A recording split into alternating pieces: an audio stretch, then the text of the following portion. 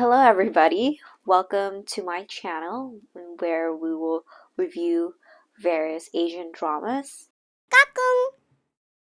I really had a hard time picking which drama I should do first because I'm not much of a talker at all, so it was hard for me to find a drama that got me that invested or frustrated enough for me to just ramble on and on and on and on. But finally, I found one, which is the currently airing Chinese historical drama, The Autumn Ballad. So, The Autumn Ballad is a story about an unfavored daughter of Chu family and a duke named Liang Yi. It's so hard to pronounce these Chinese names. And they get involved in a case together and later fall in love. And this drama stars Jeremy Sui and Xiao Qin as the leading roles. I discovered this drama because I had nothing I was interested in at the moment. I think the current drama selection right now is so monotonous. Everything's pretty much the same. So I'm just looking for a lighthearted, fun drama that could keep me occupied until my favorite drama, which wasn't able to air because of the Olympics for 3 weeks. So I had to find something to fill my time. So I found The Autumn Ballad on YouTube by accident, and it was very enjoyable in the beginning. I remember Chao Shin a lot because I started a lot of her dramas but never finished any of them except for Ode to Joy. And as for Jeremy, I only finished Siege of Fog. I tried watching the Novoland, but I just couldn't get to the story at all. But I really enjoyed their characters and how they portrayed them in this drama. Our female lead Chuyan is smart and very witty. She has very modern concepts of gender roles. She is very selfish because she is very tired of everybody trying to dictate how her life should be and does her best to survive. But when cornered and her family is in need, she just gives up everything and takes responsibility and accountability for her actions.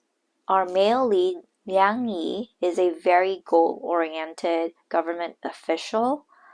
I love how he handles the female lead at the very beginning of their relationship. He doesn't think of her as much, but helps her because he's just that kind of person. He is kind and fair. He is also very intelligent. He follows evidence and is very detective-like when approaching problems and is experienced in how people would react and have very realistic and probable solutions in approaching problems, which balances our female lead's very creative approach. I love his perspective on the female lead on the beginning of the episodes, which is a very fair judgment to a normal person. I love their dynamic when they're together, especially in the beginning. They're constantly trying to one up each other and trying to stop each other from reaching their goals because they don't have a very good first impressions of each other, and their progression of their love story is very natural and their chemistry works for me. And I think it's because it's not that overly sugar coated, because the female lead's first love interest is the second male lead, which made me root for the lead roles more because they had a realistic view of each other and they have the same goals, and later they come to respect each other for their differences and appreciate each other because they fill the things that they lack. The storyline's okay. It's nothing new, it's nothing exceptional. There are logical loopholes, but I let it pass because compared to other dramas, it is bearable for me. But later in the episodes, I just question why the production, the writer, and the director took this route. Like in episode 20 something, it took such a dramatic turn. Even though her family in general has a lot of hidden secrets, the fake death and the new identity did it for me. It suddenly became like a makjang drama. I can't bear it at all. I really don't like how the male lead changes from like this very goal-oriented person to someone who will do anything and everything for the female lead just because he's in love with her. I didn't like that character development. My biggest problem is with the younger sister storyline.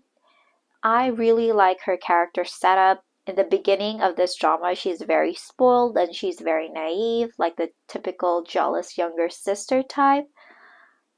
But they screwed her character arc and development after they got all their status taken away from them. And there was a scene at the shed where she got at the shed.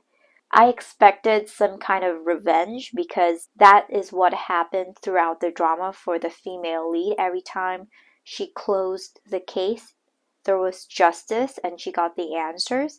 But this one, she just got taken advantage of and she just became a completely different person. There was no justice for her at all or any closure. And it was just a plot line so they can develop her into like the evil younger sister character that tries to be with the second male lead. And that lasted for 2 episodes. If they decided to go ahead with that character development, I hope that they went all out.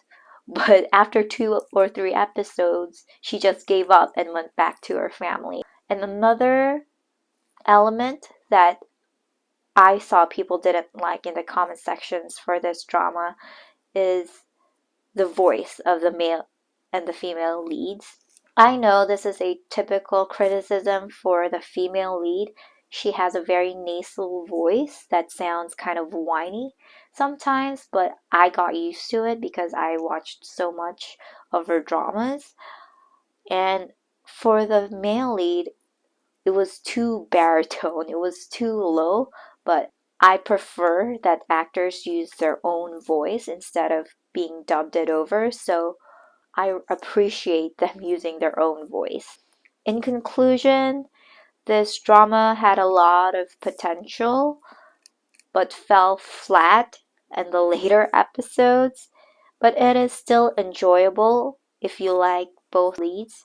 I recommend you watch this drama, but if you're looking for a very sophisticated and well-developed storyline, this is not for you. And this concludes the review for the Chinese drama, The Autumn Ballad. Bye!